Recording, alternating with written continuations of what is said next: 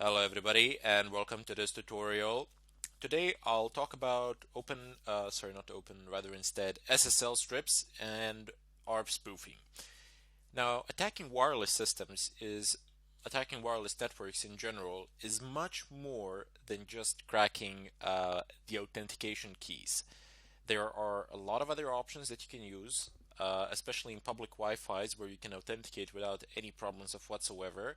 And you can also, once you're in that public Wi-Fi or you're within a building that has a Wi-Fi to which people are connecting, perhaps it's not a public one, but it's of a company, or you're in a school or something like that, as long as you are authenticated to that Wi-Fi, you will be able to listen to all the traffic that goes on, that goes over that particular Wi-Fi that's up in the air. However, it's gonna more likely than not, it's gonna be encrypted, and it's not going to be very useful to you. You'll be able to see most likely you'll be able to see who is visiting what somewhere, uh, but you won't be able to see anything of relevance really.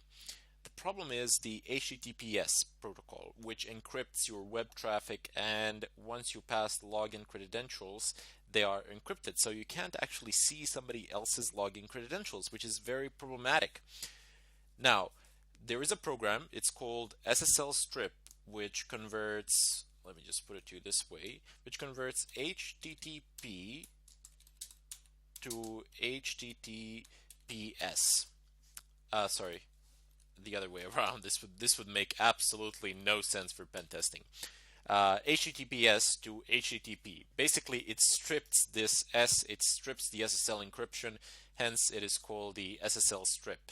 And once it is no longer encrypted, once the data over the network is transmitted in the form of regular HTTP packets in clear text, you will be able to see usernames and passwords of pretty much everybody on the network. Now, if they're using HTTP, you'll be able to do this anyway, but as I said, very few sites today of importance are using only HTTP protocol. Usually they have a port 443 open for SSL encryption, and you can capture the data, but there isn't really much or anything that you can do with it. Now, HTTPS has been it's showing cracks. Definitely, there were two Italian people who've claimed to have decoded it, to have decrypted it, but there are still issues to be resolved, and it's not fully cracked yet, so you won't be able to read the information if it is encrypted.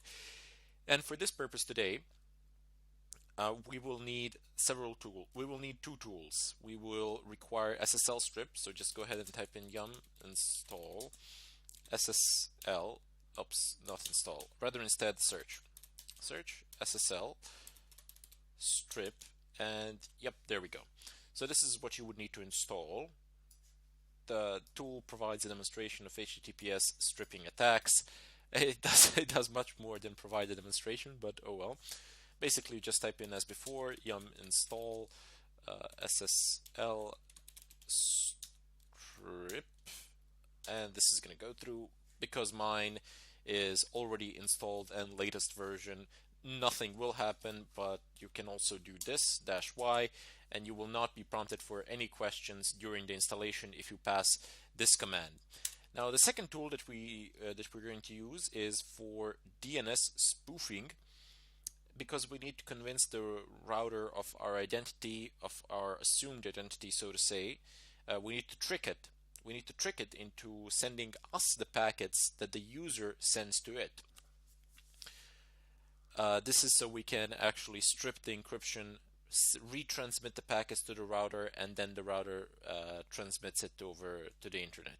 I'll explain how this works in a moment, but before I do, there is just one more tool that you need to acquire. Let me just clear the screen. So yum search DSN. Is it this? Yep, there we go. It has a bit of a weird name here. Usually it's called ARP spoof on pretty much every other distro out there, but on Fedora it's called DSN IFF. And this is another networking tool which you need to install. Basically, what we shall be doing today is convincing the router to send us all packets that a user that a specific user transmits to the router, they will go back to us from the router. We will remove the encryption, forward the packets back to the router, and then the router will only transmit onto the net HTTP packets. Everything will be in clear text. We will be performing a man in the middle attack as this technique falls definitely into that category, and then we will be able to read the user credentials and practically take all the vital information as they were in clear text without any sort of problems. Now, uh, before I do this, it is of vital importance of me to stress out that this is not going to work always. This is not going to work out 100% of the time. Uh, with Internet Explorer, it's more likely to work than with Firefox or Chrome, but it's still going to work on Firefox and Chrome. However, perhaps some websites like PayPal, they have very strong defenses against it, so it's very unlikely that it's going to work there. Well, 2015 now, probably it won't work. I'm giving you 99.99% chance that it's not going to work on PayPal, and about 95% chance that it's not going to work on Facebook either.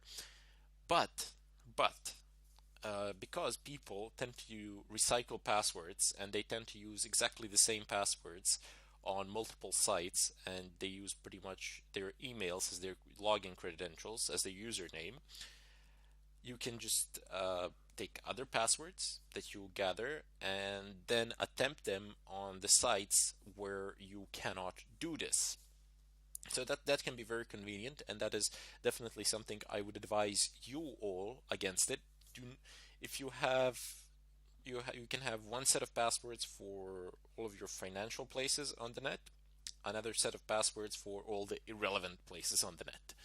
I would definitely advise you to do that, primarily because these places, such as Gmail or Facebook or PayPal, they will be better protected. They will have the latest protection possible, and the passwords you use there, you shouldn't really use on some other websites that don't really have a good protection, because your credentials will get stolen while you're doing something on those sites, while you're registering on some forum or browsing a forum or something like that. You definitely shouldn't use the same password as on your PayPal, and somebody will then just try it on your PayPal account. There you go. Basically, they've effectively circumvented all the PayPal's protections and all the millions of dollars that they've invested into security systems. Key lesson for this: do not recycle passwords. I will show you how to. I will begin using this in the follow-up tutorial, but these are just a few basics that we had to cover before actually digging into this. Now, both of these tools, SSL Strip and ARP Spoof, are not installed by default on Fedora distribution. They are on Kali, so if you are running a live version of Kali, you will have both of these tools there. But if you're using Fedora, you have to install them as I did. The installation process is very straightforward, just as I showed you. Just type in one command for one and the other for the other. The only difference is the name of the packet. That's it, and it will install, no problems. Once you're done with that, come back and we'll actually get to use it in the follow-up tutorial. Until then, thank you for watching.